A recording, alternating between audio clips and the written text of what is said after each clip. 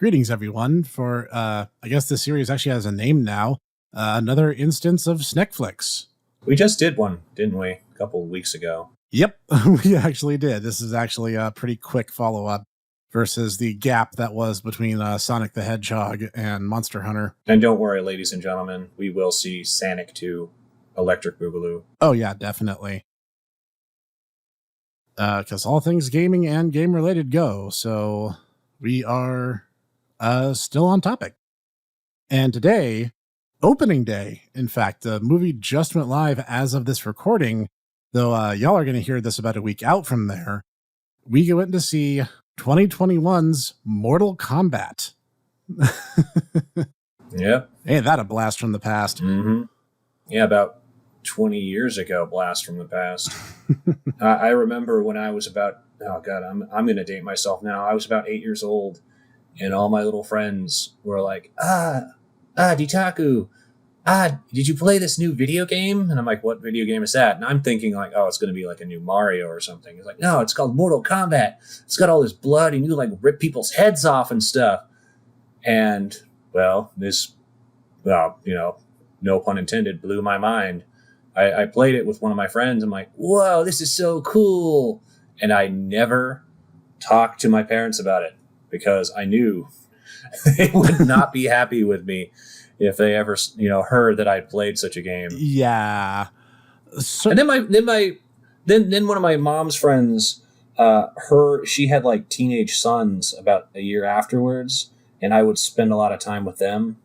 And I basically played the snot out of Mortal Kombat 2.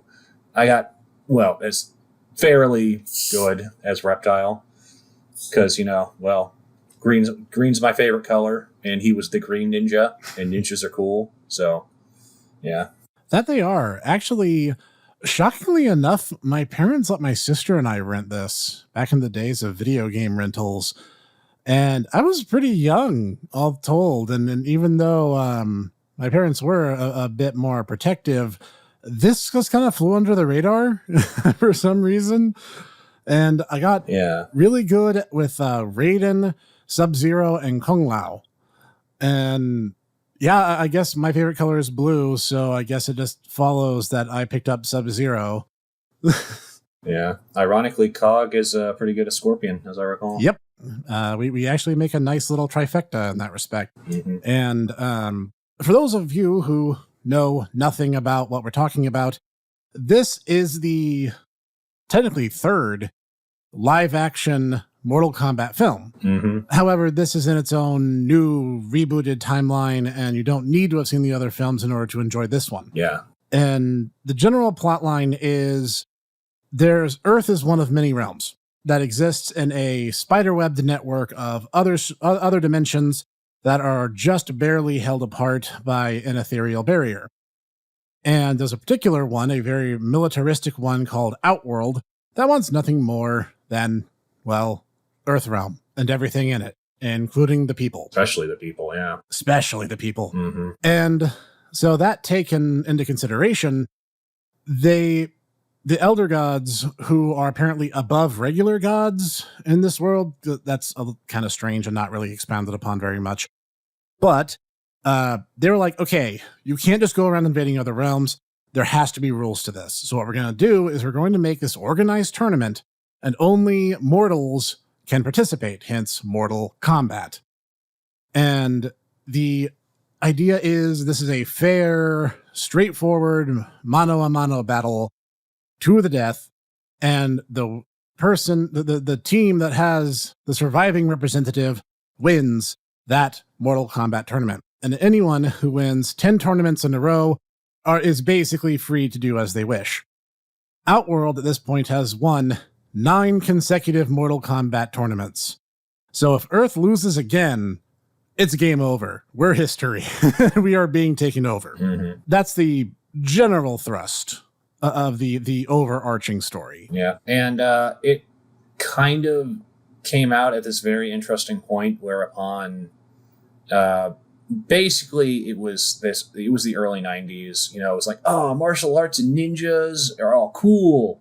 But they also throw around a lot of, I mean, basically they have, some people are Chinese ninjas and some people are Japanese ninjas because of their names, but they're somehow related in like rivalries and stuff, even though this really doesn't make sense. But you have to also remember, once again, this is the early 90s, and it's just like, yeah, Asiatic names, ninjas, yeah, you know?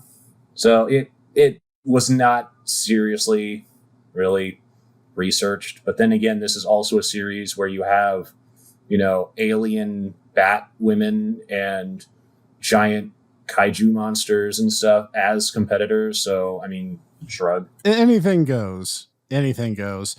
And the thing is, part of that comes from... Yeah, the rules... I was going to say, the rules are really, really flimsy. Like, they just allow people to just bring in, like, guns, knives, swords. It just, you know, whatever. The Elder Gods, when they put down the rules for how Mortal Kombat should be handled, really didn't bother to get into specifics. So, guns are fine. Swords are fine. Magic powers are pretty much obligatory. Mm-hmm.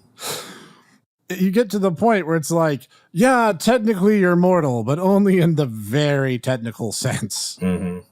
And they kind of skirt around this in the movie by saying that those who are chosen to be in the Mortal Kombat are granted special abilities by the gods, whereas in the games, it's just kind of assumed that pretty much every competitor just has superhuman qualities to them. Yep. So they kind of sort of explain it, although I'm glad. Warning.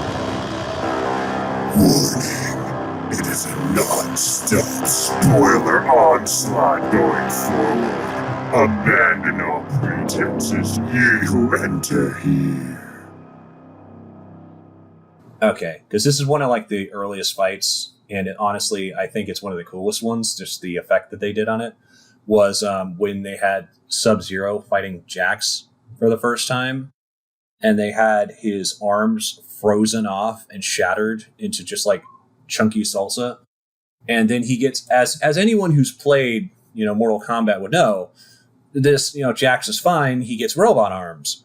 But I was afraid, personally, I'm like, oh God, they're going to have like some kind of explanation where it's like, oh, this is like ancient Tibetan technology or something. It's like, no, he's just got robot arms. Yeah.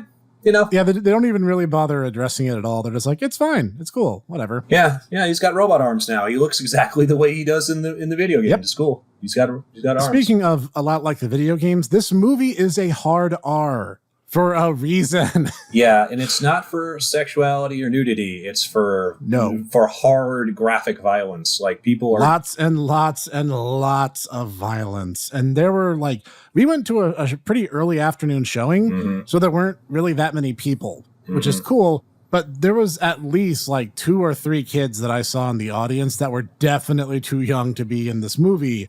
And this movie is graphic. I mean, people are getting disemboweled and yeah. Oh man, you want to talk about glory kills?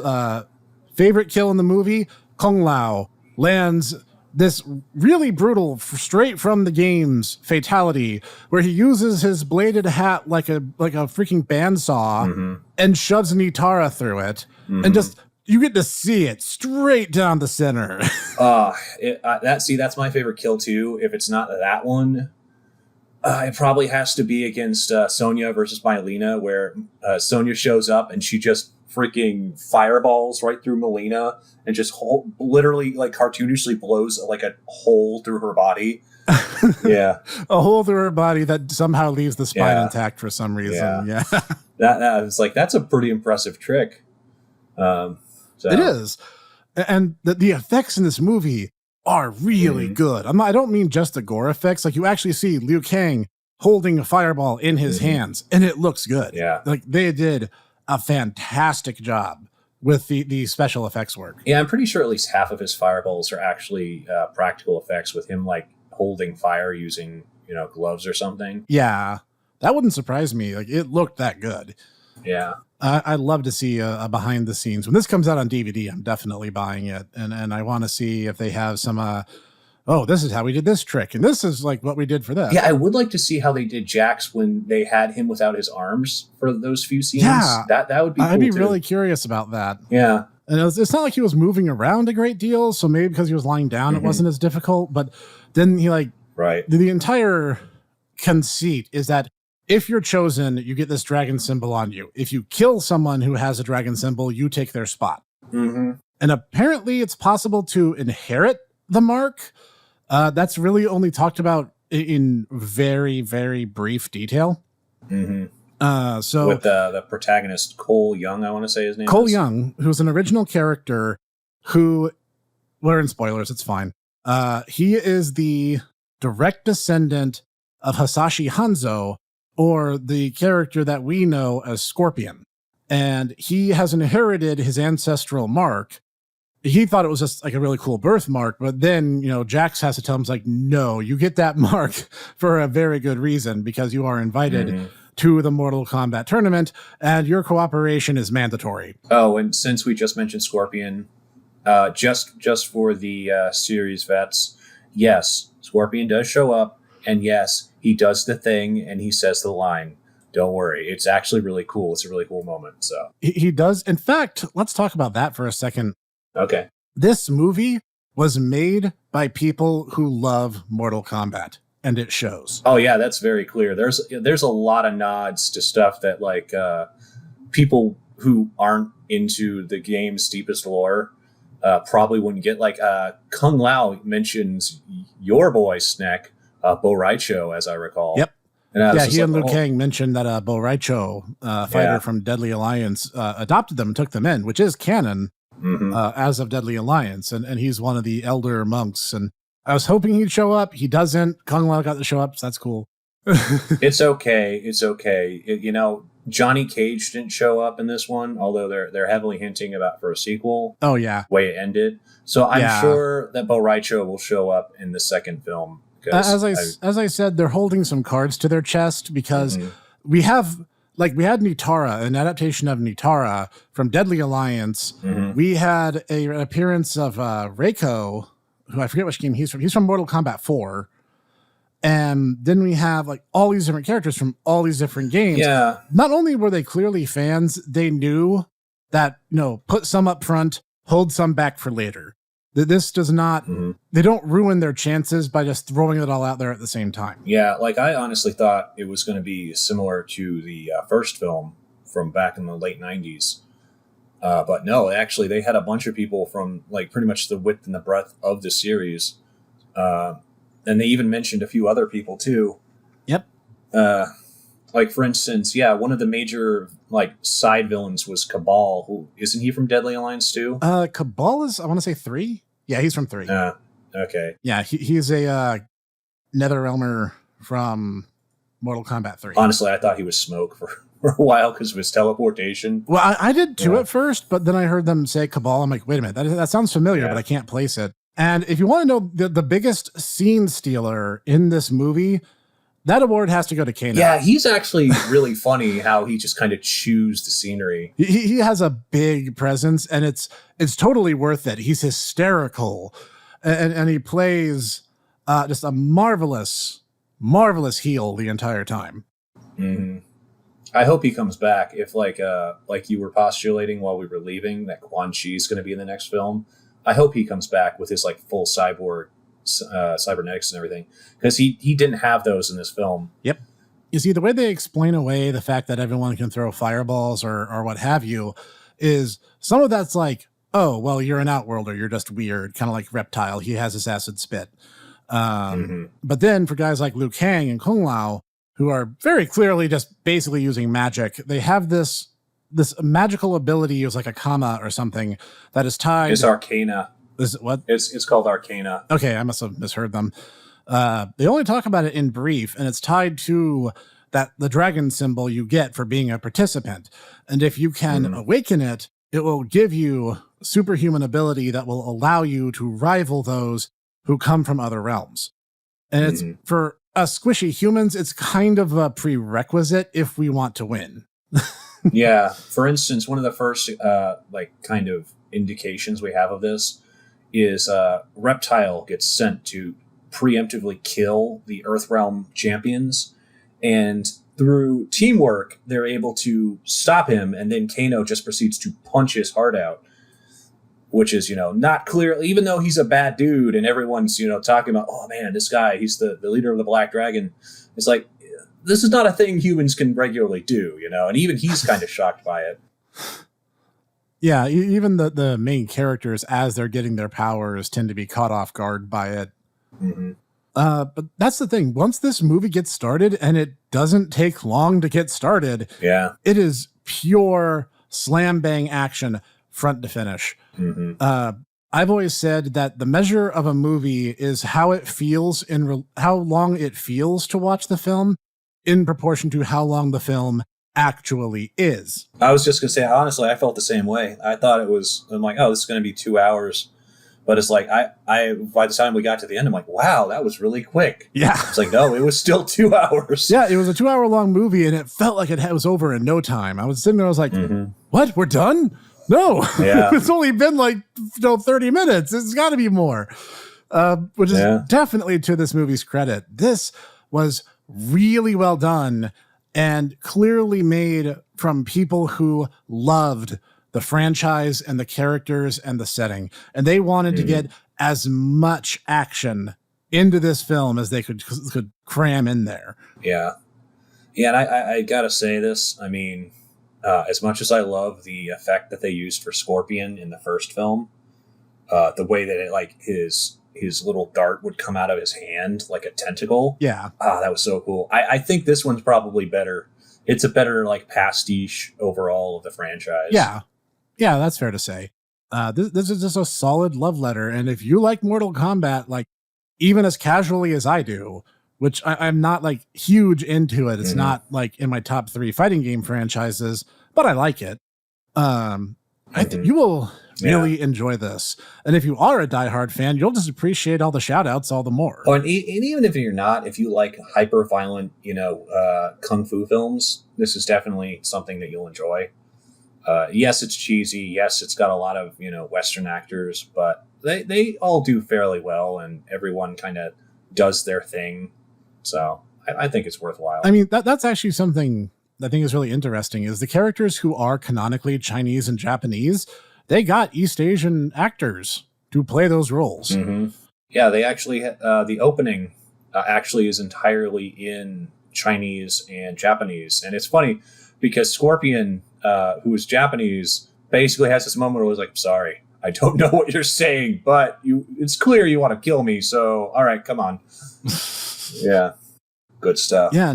This is a fantastic film. I would say it's a solid A. This is just a good movie. You guys need to go and see it. It just came out. It's worth your money to see it theatrically. Yeah, I would agree.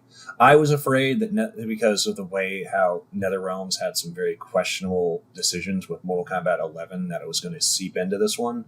But I was pleasantly surprised. So yeah, no, definitely. This is a solid, 4 out of 5 A+ movie.